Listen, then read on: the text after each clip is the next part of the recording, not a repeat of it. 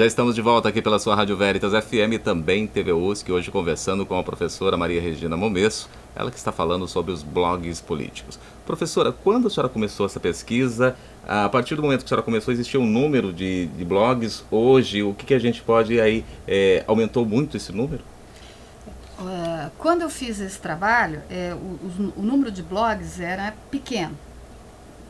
Era o início das campanhas dos candidatos.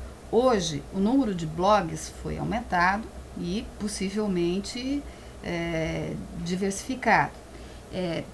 Eu ainda não fiz uma comparação entre o início dessa campanha e desses blogs e agora como esses blogs estão se comportando. Esses resultados que eu tenho do início das campanhas. Perfeito. E vamos partir agora. A senhora seria capaz? Com certeza seria. Como a senhora poderia, então, hoje avaliar os nossos candidatos, fazer um perfil de cada candidato nessas eleições de 2010? Vamos colocar os candidatos da presidência, né? O presidente da República. O perfil que eu vou traçar para você é o perfil que eu li, né? Ali dos blogs. Então, você tem no blog da Dilma um perfil construído de uma mulher culta, de uma mulher engajada dentro da política brasileira, que tem uma história, que está preparada para assumir o país e corajosa. A palavra coragem, ela é repetida muitas vezes. Muitas vezes. Então, é um perfil colocado de um candidato elaborado, preparado, que está ligado com as novas tecnologias, que está ligado com o meio ambiente, que está ligado com as questões econômicas e que já fez muita coisa pelo país. Por ela fazer parte do governo também, ela acaba utilizando também desse discurso, né? Desse discurso. E o principal mote é a coragem. No blog do Serra, você tem a construção de um indivíduo pensante, de um trabalhador do pensar,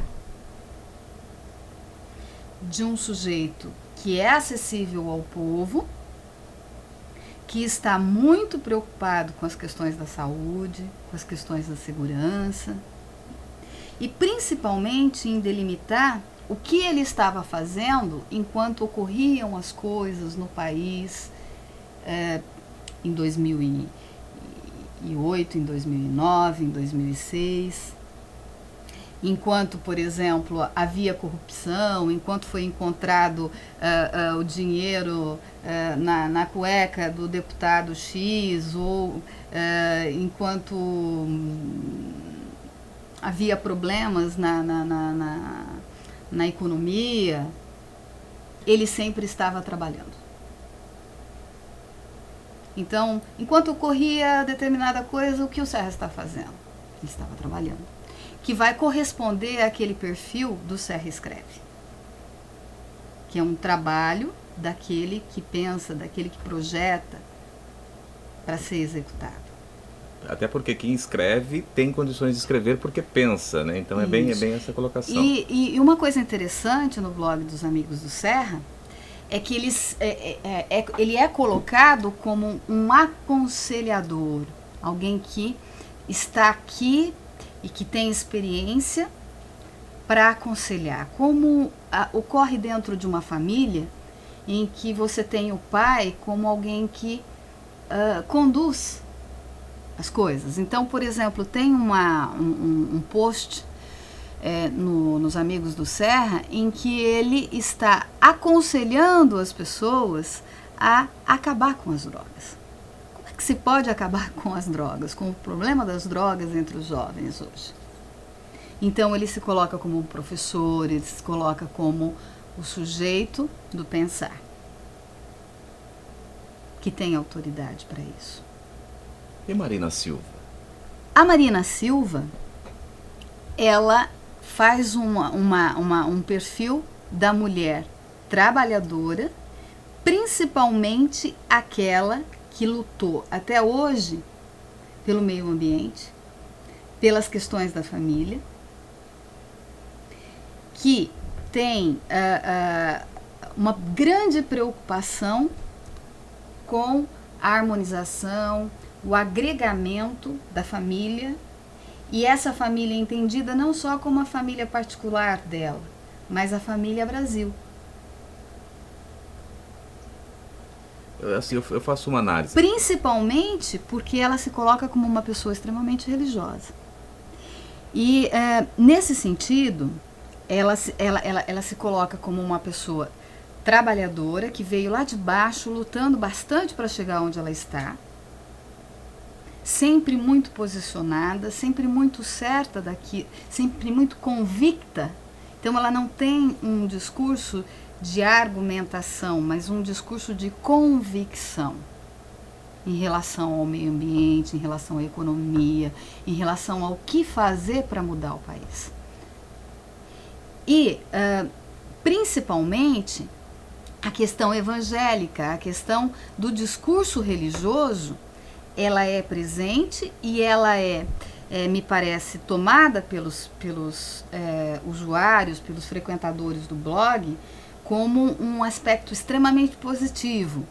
E aí eu não sei se você teve acesso, há poucos dias, há poucas semanas, a Dilma lançou uma carta ao povo de Deus, né, se colocando, e depois os 13 motivos, como se fossem os 13 mandamentos para se votar na Dilma.